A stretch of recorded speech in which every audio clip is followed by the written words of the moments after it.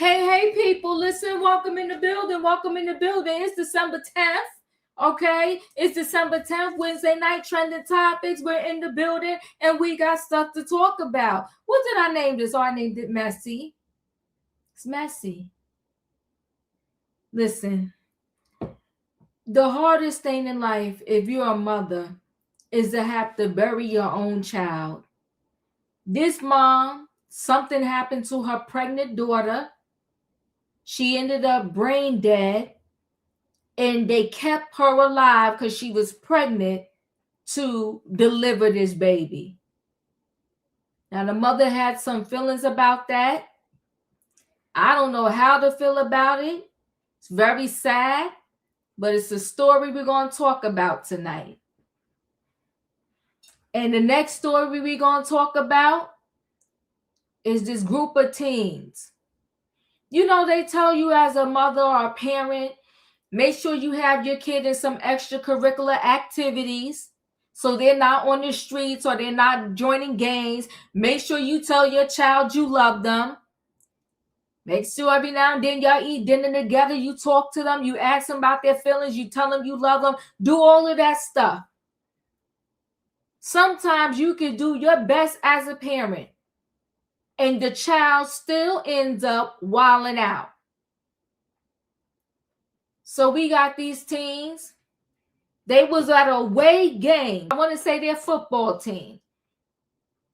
They thought it was a good idea in Florida to go into Dick's Sporting Goods and rob the store. Where was their coach? Where was the parents? Where was the overseer? I have no idea. But I know these teens, they messed around in the wrong state. Yes, they did. Because they went and robbed that Dick's Sporting Goods in Florida. And that mayor of that city, he got one for them. He on one. He said, not in my state. He said, you can do this maybe back where you come from, but over here, we're not having it. Now they're all in trouble. I don't understand it. But we're going to talk about it. Then the next thing we're going to talk about, Smokey Robinson. He 85. Listen, y'all better be out there praying for me too. Y'all pray for the diva. The diva is 55. I'll be 56 next year. God willing, and to God be the glory. Listen, when diva's 85, if I'm out in these streets at 85, cutting a fool and still in some shenanigans and some mess, Smokey Robinson, he got a whole group of people accusing him right now of the unthinkable. He got people accusing him. Now he's claiming one of the accusers done robbed him. You can't make this stuff up. Saying he got robbed by one of the low down dirty accusers. I don't know what's going on in Smokey life, but at 85, I really want to be chilling somewhere. Hopefully, I got some grandchildren and a daughter-in-law, and I'm living my best life. Watching my movies, going to my shows, and playing bingo with my friends or something. I don't know. But Smokey said he got robbed. We're going to talk about it. Then the last thing we're going to talk about is this mom. I'm telling you right now, I'll never understand it. You won't be able to explain it to me. How as an adult, you can look at a kid and think, oh, I would want to sleep with that kid, or I like that kid. I don't understand it. This mom had performed an act. I'm saying this as easy as I can because this is YouTube, on a 14-year-old in her car with her kids in the car.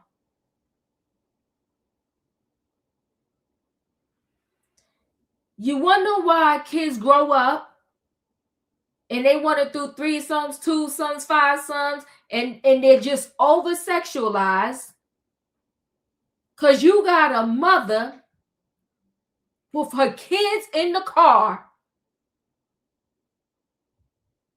doing the most.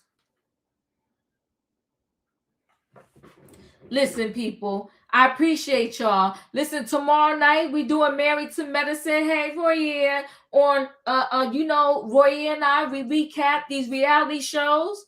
Tomorrow we will be recapping the latest episode of Married to Medicine. We stream it to both channels. If you can, do us a favor. Make sure you subscribe to Diva in Royer's World. And make sure if you come in and hang out with us tomorrow night, you hit the like button on both channels. I appreciate y'all. But listen, it's time for me to bring the people on in the building. I appreciate that, Roy. Yeah, I need a what? I need a choo-choo. Hold aboard, everybody. It is Wednesday night, trending topics, and we got stuff to talk about. The title is called Messy. We got the brain dead pregnancy, the teen theft scandal, Smokey Robinson saying he got robbed, and we got the mom doing the nasty with a 14-year-old. She's disgusting. Let me bring the people on in the building. Hey, in my opinion. Hey, Diva, choo-choo. Choo-choo. Listen, it's me and you. We about to rock and roll and do this. The first thing I'm going to do is this story with the mom, who actually was brain dead, and then they kept her alive just to have the baby. Let me share screen and we'll get, hold on one second.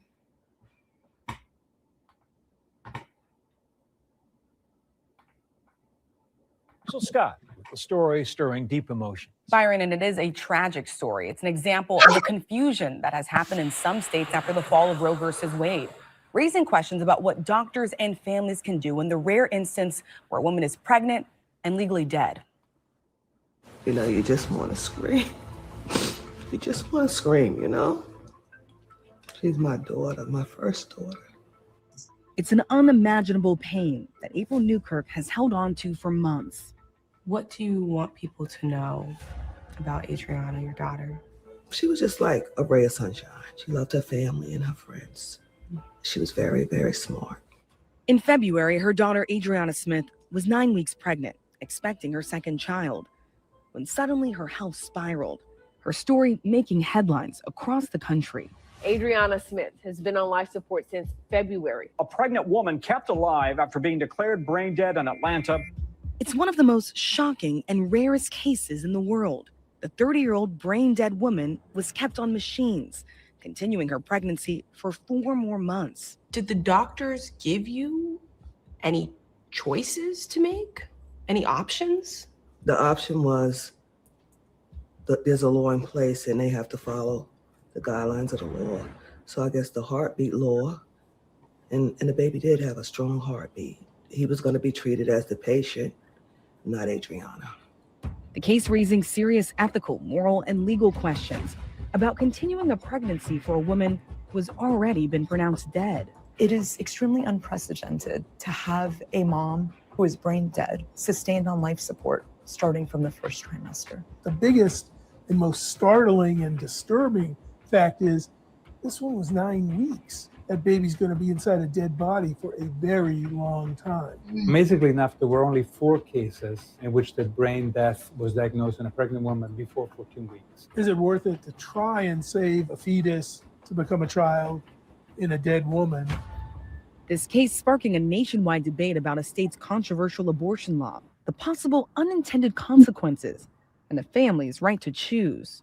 I feel like we should have had a choice, but we didn't. I really think it should be a choice. I just do.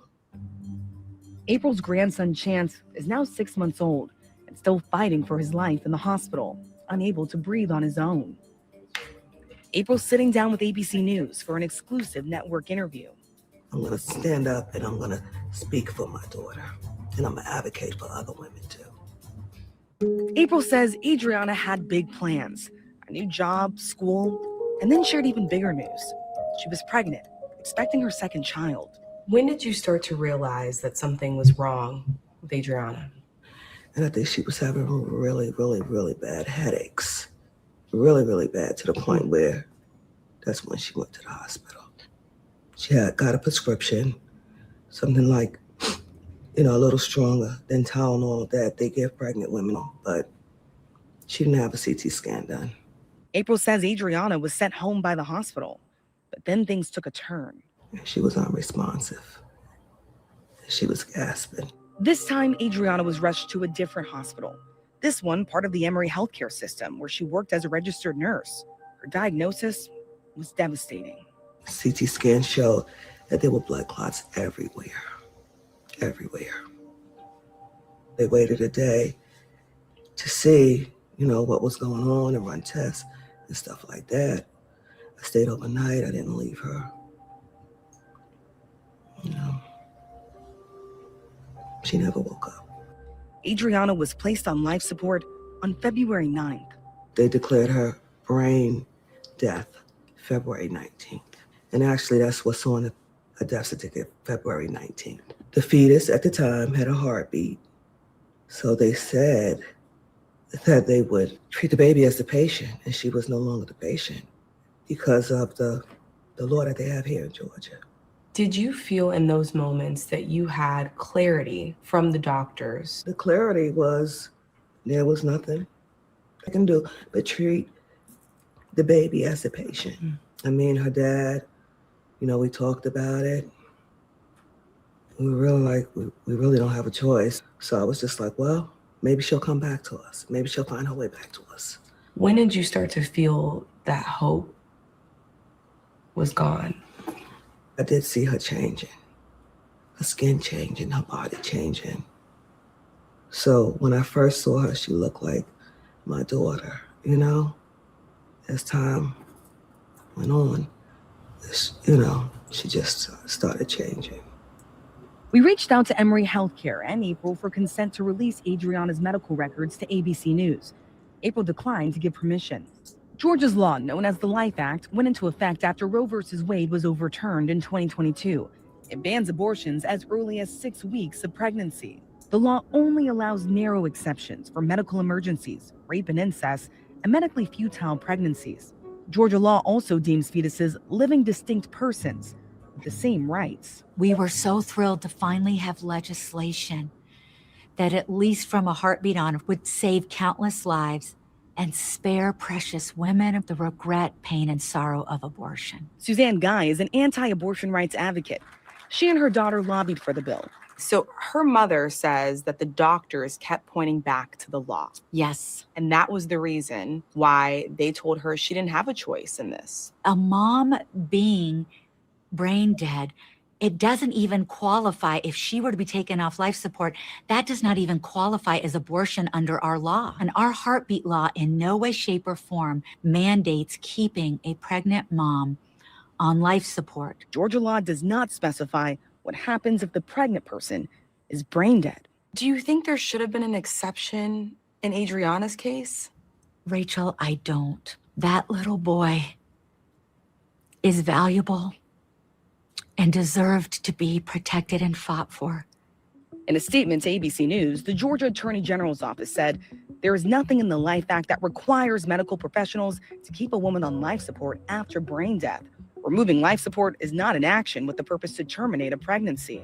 In initial statements in May, Emory Healthcare said they make individualized treatment recommendations in compliance with Georgia's abortion laws and all other applicable laws. But in a recent statement to ABC News, they did not mention abortion laws, saying in part, "We are foremost guided by patient autonomy, and in situations where patients cannot express their preferences, we rely on their advance directive, healthcare agent, or legally authorized surrogate decision maker. This extends to healthcare decisions at the end of life."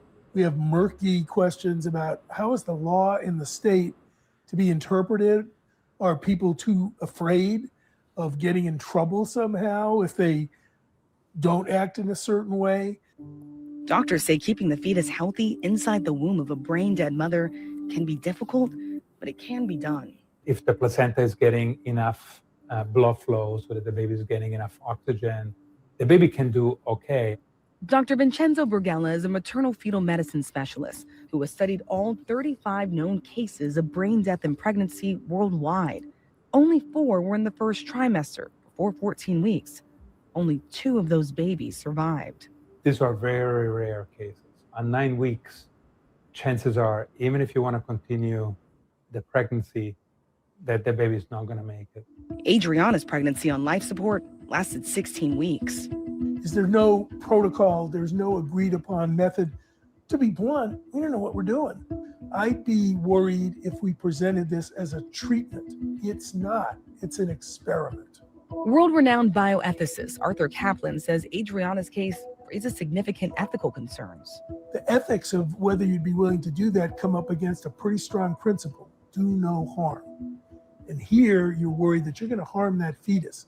It's really unlikely that we're going to be able to give you a life that isn't short and one of suffering. Is that worth pursuing? I think it's cruel to the fetus. In June, when Adriana was around 26 weeks pregnant, April received a call from the hospital. They told me they have to do emergency C-section. That someone called. They're in the process of doing it right now. When you arrive at the hospital, is Chance born already? Mm-hmm. Chance is born. And I do skin to skin. I put him on my chest. Did you decide on the name Chance? I did. Why? Why choose that name? Because I feel like he had a second chance. Chance weighing just 1 pound and 13 ounces. How was his health? Well, his lungs are underdeveloped. Regular premature baby. She did not feed him food that she ate. She was fed through IV. So there's a big difference. He's struggling, but he's gaining weight. He's struggling with his breathing. These babies can be for months in the hospital, can have lung problems, heart problems, eye problems, ear problems. May need to be on oxygen for a long, long time. Those born less than 28 weeks are 10 times increased risk of cerebral palsy. These babies are also at increased risk of intellectual disabilities. 4 days after baby Chance was delivered, Adriana was taken off ventilation. This was one of those emotional last moments. Can I ask what those final goodbyes were like? It was hard. It was hard. It was hard. It was hard. And every day I think about her, every day. Baby Chance, now 6 months old, weighing just 11 pounds. He's still in the NICU and still cannot breathe on his own. April says he won't be coming home anytime soon. Each case needs to be fully discussed with the families because ultimately they're left with that hardship if the baby's able to make it past the NICU discharge. April is also raising Adriana's 7-year-old son, Chase. When he asks about her now, what do you tell him about her? That God needed her more. For April, it's not just about the loss of her daughter, but women across the country, hoping her pain can help spare someone else. When you think about Adriana, what do you think she would have wanted in this scenario? She would have wanted for her parents to have a choice to make the decisions for her because she couldn't. That's what she would have wanted. Rachel, this story sparks so much pain and so many questions. What's the hospital say about how it treated this case? Well, Byron, we did ask Emory for specific details on the decisions made around Adriana's care. They went to the family and asked to waive the privacy rights, but were turned down. But what we do know tonight is that baby Chance is still in the hospital and still unable to breathe on his own. Rachel, thank you so much for covering this story with so much grace and clarity. We appreciate it. I know it was a lot, very sad. It's a lot to digest and talk about because what quality of life is this baby going to have? And I think she was absolutely right in saying he wasn't getting regular nutrition. In my opinion, your thoughts? I think it's wrong for us to now put the doctors in control of our family when they're down and can't speak up for themselves. For them to put this baby through the pain that he's going through, he can't breathe on his own. Even though he now has the weight, he can't breathe on his own. His heart probably is not functioning properly neither. I'm pretty sure with the breathing problem, he's probably having a problem getting the oxygen to his brain as well. Mm. So essentially, you put a burden on a family that was already burdened before. I just feel like it's unethical. I really wish they get a lawsuit going and sue. Because that lady that spoke at first, I was so pissed off at her. I was cussing her out while we was on mute. I really was. She come to my family, well, it's a blessing, and he deserved to be here. That's not your place to make that decision. And that whole time, that family had to sit there and look at their daughter, who is no longer here, carry a baby that's going to struggle for the rest of his life. That is cruel. Ooh. Thanks, in my opinion. Wayne, your thoughts? Well, you know, it's kind of hard looking at that. Because this child is going through this, and many other children have gone through worse and have grown up to be great members of society, no other health problems, and doing just fine. Now, I'm not just saying in this case, but miracles happen. This child is here. So regardless of what you're going to put everybody through, he's here now, and you got to deal with it. Okay? This is their law in Georgia.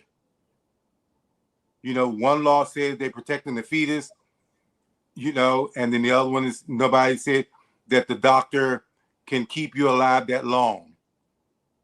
Okay. I believe that this child with modern medicine and everything, these things, the child could possibly outgrow it or whatever. Okay. Sure, it's a burden on the parents. Okay. But how you think this child going to feel? He get 5 or 10 years old. You know, they really thought you should have, you know, not be here and just went on with your mother. It's unfortunate she didn't have a say in it. And what would her say be now? So it's all, you know, it's no, I don't think it's no rights and wrong here. You know, everybody had their reasons as to why. And I know these are older people. I mean, not that old, but, you know, to start raising a child, starting off with disabilities. That's unfortunate, but the child here now. So folks got to deal with it. Thank you, Wayne. Katrina, your thoughts? Okay. Dear, you got me crying tonight, and I don't like crying. The thing of it is, the government needs to stay out of women's lives. The government, I get what you're saying, Wayne. The baby's here. He could be a blessing and all that. But is they going to pay for this child medical expenses? Are they going to pay for his, maybe he need rehab, you know, rehabilitation centers? I mean, because he's not getting all that oxygen to his brain. And what gets me, the other son coming in there have to saying how many days to see his mama, thinking that his mama gonna wake up. Maybe she'll wake up for this day. Maybe she'll wake up this day. Maybe she'll look at the torture that happened to that son. That he had to come and see his mom go, you know, go. I mean, I see what you're saying, but this is bad. It's bad on both sides because let me put it to you like this. And I thank God for this. As I tell y'all all the time, my mom died 2 minutes in front of my face. And I don't know myself if, you know, the condition that she had, if they would have brought her back and she had to be on life support. I don't know if I could have made that choice because I would have probably been thinking that being selfish, like I don't want my mom to go, even though I know my mom is not there. When my mom can't feed herself, talk to me, move, walk around, all she can do is lay in a bed. That's torture. That's torture to the parent. I mean, that's torture to them. And the way she left me, she died right in front of my face. So God had a reason of doing it, because I don't know if I could have made that decision to keep her on a ventilator or all that type of stuff. Because like I told y'all, I lost my sister when she was 5. When I was 4, she was 5. I was 5, she was 4. So I know the thing of seeing kids on ventilators. I had to go to the hospital to see my sister on ventilators, tubes everywhere. My sister was 2 years old. She had a liver disease, couldn't walk, her eyes was jaundiced. And I remember that to the fullest. It's torture when you put people through this type of stuff. And I pray the baby come. I pray maybe his mom can do better for him because she's on the other side. Maybe she's there. Maybe she's going to bring him through this. But the thing of it is, the government needs to stay out of women's business. Simply because the reason is, how can you tell me when I can do something with my body? This is my body. This is not your body. And for this family to go through this, I mean, this was just torture. This was honestly torture. And then has to raise a child that you know is suffering, and you don't know how this child gonna come out. There's a lot of work and worry. I feel sorry for them. I pray the little baby can make it through. But it's gonna be a lot of challenges. And like you said, why miracles happen all the time. But don't put my child through this. Don't put my grandchild through this. Don't put me through this. How many times they had to come to the hospital and say goodbye? Come to the hospital, she's seeing her daughter body changing. You know, it's sad. It's totally sad. And like I said, the government needs to stay out of women's bodies. And for them to say that it's a heartbeat whatsoever, okay, then why, like the other the cheerleader that put the baby in the closet, if the baby didn't take a breath, it's not even considered unaliving. They don't even consider that is a baby. So they need to make the laws the way they need to make the laws. Because this is sad on so many levels. And it's torture on so many levels. And I just pray for that family. I hope they come through. I hope the baby come through. Because it's sad. It's sad. But that's all I got. Thank you. Yeah, it is very sad. I just thought it was an important story to bring up. You never know what's going to happen. I'm rooting for Chance, but I do think that, like the doctor himself said in that piece, that this is an experiment. So we're experimenting on human life, because he said there is no a case study on how to help a baby thrive in this situation. They said it's always important, like for the baby to hear the mother heartbeat, the baby to hear the mother's voice. He got no in vitro, in utero love and support, because his mother, he was in a dead body. I don't know. But we're gonna, I'll stay connected to this story. Hopefully they will keep us updated on what happens with Chance. I'm gonna roll into the next story. These teens literally was on a away game in another state, and they thought it was a good idea to rob a Dick's Sporting Goods store. I don't know. You got to make it make sense. I don't know what's going on in people's head these days, but they did it in Florida, and this person, he not having it. Did they steal 47 items? Not only did they steal 47 items, but ostensibly they may have cost their team the championship and the football game, because I don't know if these all were starters or not, but I can tell you that we were finishers. We arrested them. We took them to the Juvenile Assessment Center, and we put them in lockup. But I want to introduce you to their coach. His name's Raynon Bynes, B-Y-N-E-S. So when we notify the coach who is responsible for them, you would think he would be interested in holding them accountable and responsible. Instead, he goes to the deputies and begs them not to take these young men into custody. Oh, don't arrest them. Drop the charges. Let them go. And then when we said no, then they go to Dick's Sporting Goods to the manager and said, oh, don't charge them. Don't charge them. They were not taking bubble gum to chew. They stole over $2,000 worth of products, over 47 different products they stole. And then when it was evident that they were going to be arrested, then the coach says, don't you guys have anything better to do? What are all these deputies doing here? Don't you have anything better to do? The kids, listen, I don't know how you do things in Philadelphia, Pennsylvania, but in Polk County, Florida, we'd lock you up. Oh my God. For stealing, for being a thief.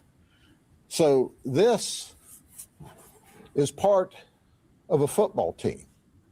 This is also the thoroughbred thieves. Oh my God. And it's their choice. It's their choice to go to jail because they Ubered down and were actively ripping off Dick's Sporting Goods, 47 items, I believe they were caught with.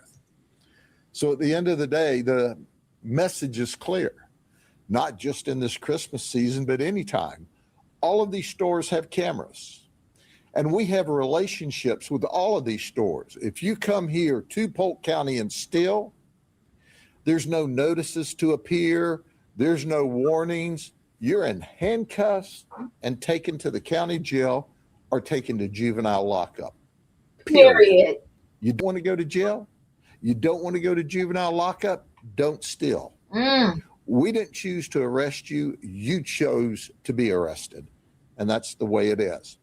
And for the coach, you're way off base here, buddy. Way off base. You're the ultimate loser. If you'd been coaching these kids upright, if you knew where they were, if you didn't allow them to Uber away, they would have played in a ball game Saturday night. So you have a compare and contrast here. Let me tell you, this is the heroes. This is the coach and the team that did it right. And I'm so proud of them. And I'm proud of their 15-0 season. That's a great group of young men there. And this was their opponent Saturday night, absent these 8 guys. Because you know it's hard to be on the football field when you're locked up. Well, God darn it. Whoa, okay. He read that thing for filth. Okay, hold on one second. I told the coach he a loser. 8 Philadelphia teens experienced justice Florida style after allegedly robbing Dick's Sporting Goods store while attending a youth football tournament. This is them going in there. You took a Uber to come be a thief. And the thoroughbreds were from. I just wanted to show you a little piece. We already heard the chief of the police speak. A gang of Philadelphia teenagers accused of robbing Dick's Sporting Goods store in Florida while attending a football tournament have been named and shamed by a no-nonsense sheriff. Members of the 8-strong mob were arrested and hit with felony charges after their alleged December 6th theft spree, something they may not have expected in their Pennsylvania home city, whose district attorney is a notoriously rogue prosecutor called Larry Krashner. The teenagers are members of the United Thoroughbreds team from Philadelphia and were in Davenport to face the Cocoa Tigers for the Prolix Sports National Championship. Polk County Sheriff Grady Judge mocked the game at a press conference on Monday, saying the alleged spree cost their team the championship game after the arrests meant they missed the showdown. I don't know if these were starters or not, but we were the finishers, Judge said. Florida Governor Ron DeSantis also took aim at the suspects on X, sharing footage of Judge press conference with the captions, They picked the wrong state in the wrong county. The youths were arrested at the store and will need to travel back to Florida from Philadelphia to face felony charges. While they were in jail, their team lost the championship game 26-6. At the press conference on Monday, Judge named the group members all aged between 14 and 15 as Damian Johnson, Elijah Myers, I don't want to mess up the next name, Abdul Haq, Jacob Smith, Marcus, Mark, Tamir, Tamir Smith and Tamir Speller. They allegedly stole a total of 47 items worth more than $2,200. And judge said the group systematically swept the store by splitting it into two groups. Judge said the gang targeted goods by having one teenager legitimately buy an item while the others looked for products to swipe. The youngster who purchased an item then met the others inside, who stuffed a Dick's store bag with stolen merchandise in hopes of sneaking it out of the store, authorities said. They stole and they stole and they stole, the sheriff repeated as he showed a list of the items that were allegedly stolen. He added, not only did they steal, but ostensibly they may have lost their team the championship. Judge said store employees watched the alleged thefts unfold on surveillance cameras while the teenager appeared to believe gotten away with it. Guess what? You can't go any place, anytime that you're not on camera, judge said. Somebody better send this memo to the world. Surveillance footage showed the group moving around the store during the alleged theft, and they were seen placing items into bags, including hoodies, football gloves, and lit guards. I wonder if the coach sent them. There they are. There go the teens right there. Shameful. Judge said that's when the teenagers were arrested at the store. Their football coach raced to the scene to try to convince officers not to take them into custody. The sheriff said deputies were not impressed that the coach tried to beg them out of it instead of holding them accountable. They were not taking bubble gum, one piece to chew. They stole over $2,000 worth of products, over 47 different products, he added. The championship game was held hours after the arrest. They let the team down. What about the rest of the kids on the team? The sheriff continued. If you don't steal, we're your new best friends. If you steal, we're your worst enemies. Merry Christmas. Authorities said none of the teens had prior criminal records. All 8 were taken to a juvenile detention center in Florida and now face 2 felonies each. Retail theft, over $750, and conspiracy to commit retail theft.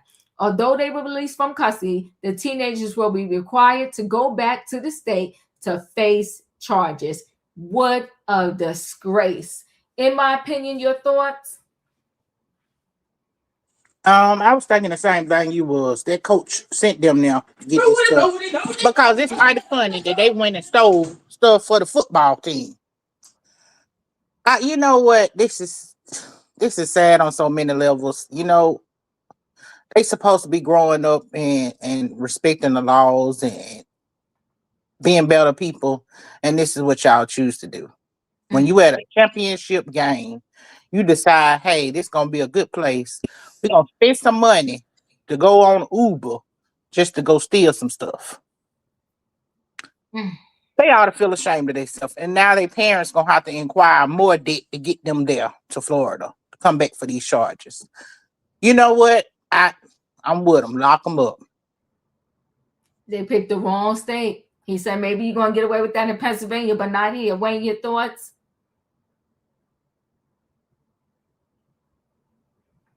Are you there, Wayne? Okay, we might have lost Wayne. Katrina, your thoughts? That's totally fishy. I think the school should have to pay for them to come back down there. Like, if this football coach is trying to defend them, so they must have been good players. And it's just weird that these kids get into an Uber to go steal some stuff for a football team, for a football. Understand that. That's not making any sense. So, and probably if they're under a certain age, they can get a pre-trial diversion and hopefully it won't go on their records. But that's still not excusing them for going in those store and stealing. But the thing is, for them to take a Uber to go to Dick's to go steal, I mean, like, that's not making a lot of sense. You might be right. That coach probably did send them to go do that stuff, because was the Uber waiting for them to come back outside? Did they have the Uber out there waiting for them to come back outside? Or what? I mean, how they going to get back to the hotel, wherever they were? It was an adult to have these kids go do this stuff.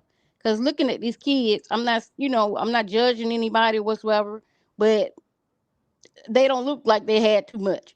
I believe he sent those kids in there to do that mess.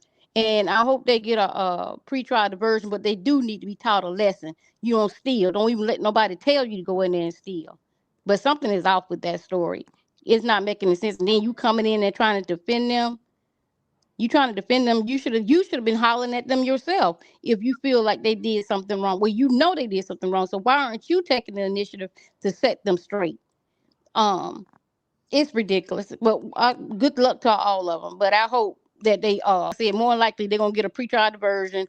It probably won't even be on their record, or they might have to, just do like community service or something like that. But I think that coach needs to do community service more than them children.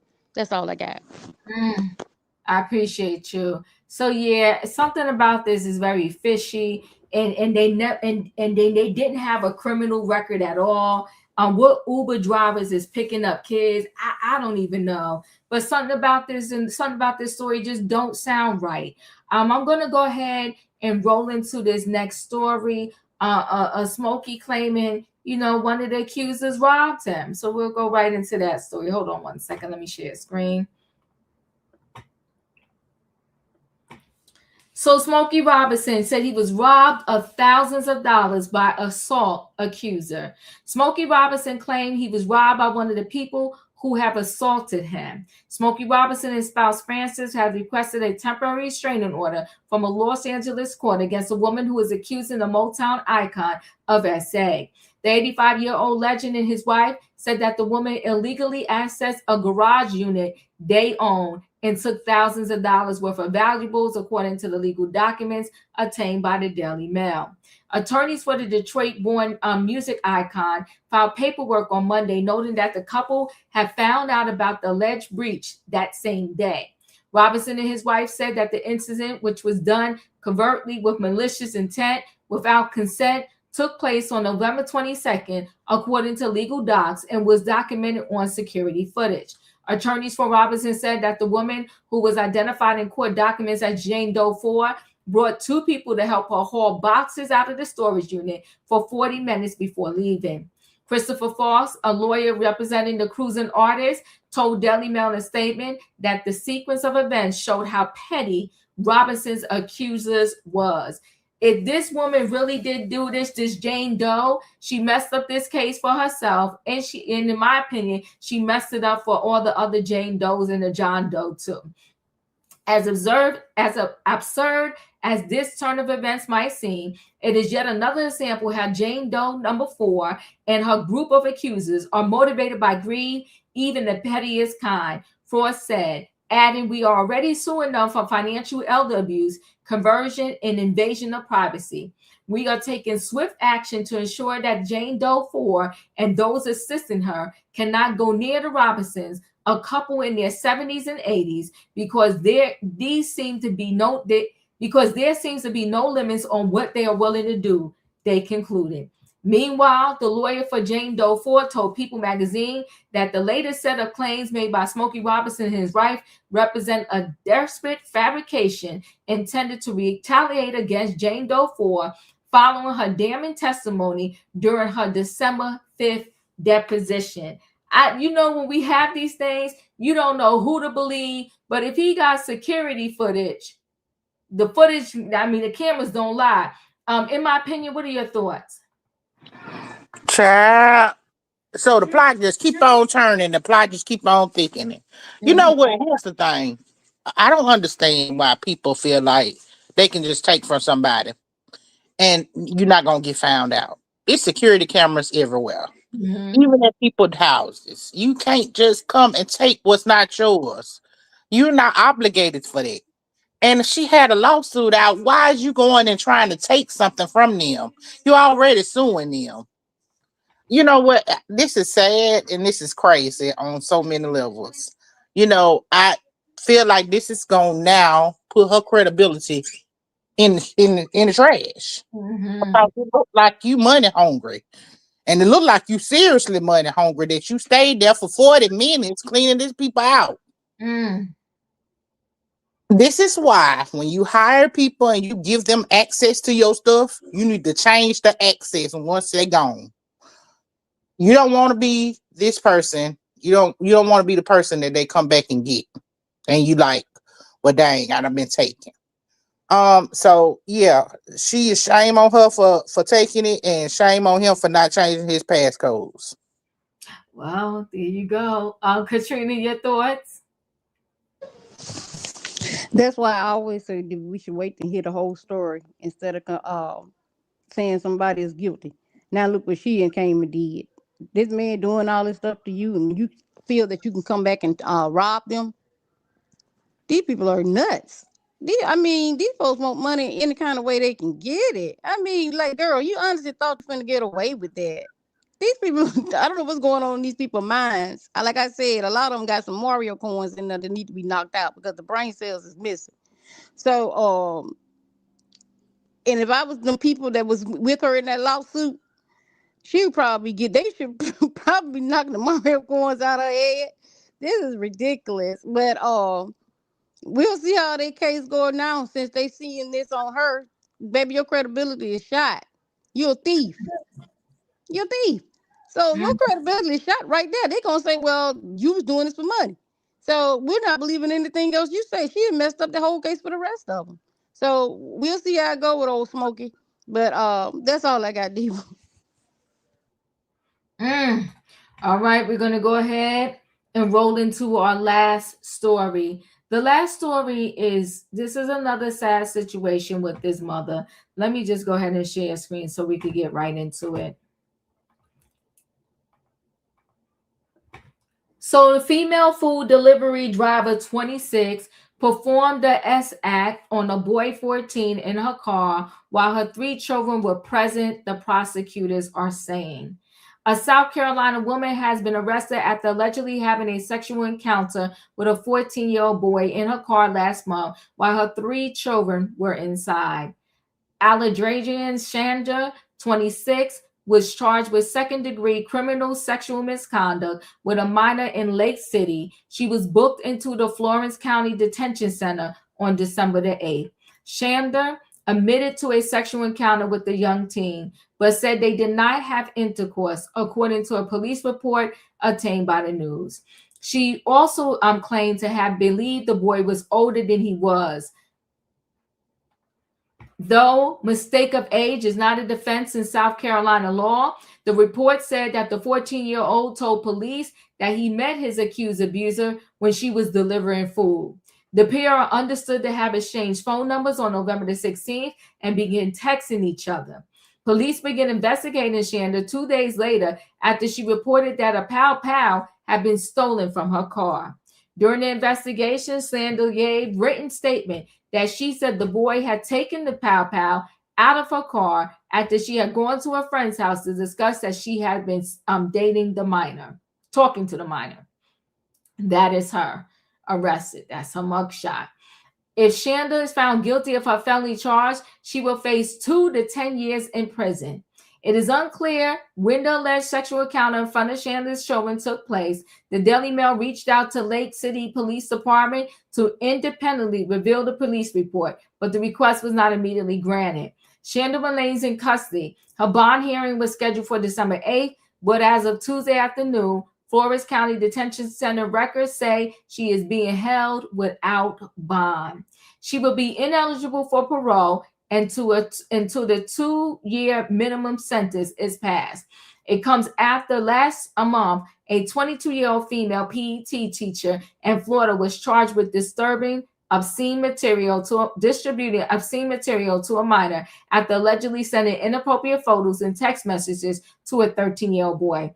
And in Missouri, A 31-year-old middle school teacher was sentenced to 10 years in prison after she pleaded guilty to sexually abusing at least one student. She will offer money, marijuana, and alcohol in exchange for sex or to allow her to perform oral sex with young boys, according to court documents. In September, a 34-year-old mother of three and former substitute teacher was sentenced to 10 years in prison after admitting that she lured a sixth grade student to her home for play dates before ordering him. When police then questioned the boy, he told them the former teacher took her to her bedroom where they kissed and she took off both of their clothes. Then they had sex on her bed, which she had shared with her husband, the boy said. This is getting worse and worse. It's absolutely disgusting. In my opinion, they need to burn these people. I don't want them in jail no more. Just burn them up. I think this is crazy. And you dumb.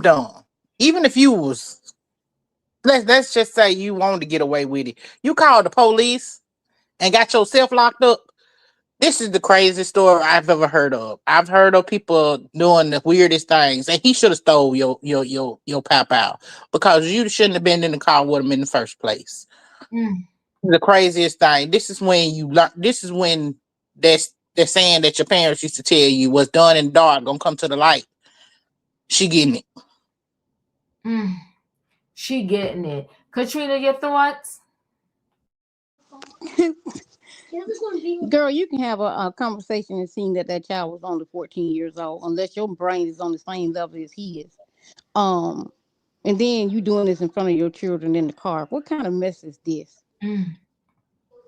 So you have no regard with yourself or anybody. You set up to being delivering food. That's why I don't like food. That's why I don't like Uber driver delivering my food to go and all that type of stuff. Because I don't know what y'all doing in y'all cars.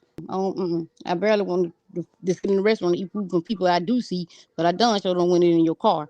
And you out there doing all this type of stuff. Yeah, she need to be in jail. She don't need to get no probation. She don't need to get nothing because that is sick. And I feel sorry for your children because like who's gonna raise them now? Not a burden on the mom or the grandmom or somebody. This just ridiculous and sick. But that's all I got to do. Yeah. You know what's very sad? You're right. It's embarrassment for her children. But in her case, somebody else needs to raise these kids anyway. Because when you are performing an act in the car and your kids are in the car, your judgment is off anyway. You're disgusting. It's disgusting behavior. So at a young age, a 14-year-old is legal, Diva. You already disgusting. Facts. But at a young age, kids are literally seeing their mother do this. Like, it's just crazy to me. It doesn't even make any sense. She made no sense. And she, for sure, you can't tell me, knew that kid was in the right age. It was, TM Slots is monsters. It reminds me of that pastor when he got busted talking about, oh, I hope you was going to be older. No, you did not. Because, sir, you was asking the kid, the person you thought was a kid, what time do they get out of school? Disgusting behavior. Listen, guys, I appreciate y'all for coming through. You know the routine. If you ain't hit that like button on the way in, do the Diva a favor, hit it on the way out. I'm going to stay connected to see what happens to baby Chance. We're praying for him, rooting for him, and I'm praying that he has zero deficits as he continues to grow. These teens, I feel like that chief of police said, the coach is disgusting. First, you begged for them not to get arrested and just let them go. And who gave them Uber money to go to the Dicks? Something about that story is not right. Smokey, if this Jane Doe really stole from your thing, then Jane Doe, shame on you. And this mom, you deserve every bit of a sentence you get. And I'm glad you have no bond because you also don't have a brain. Listen, guys, I appreciate y'all. Thank you so much. Good night and goodbye, everybody. Choo, choo.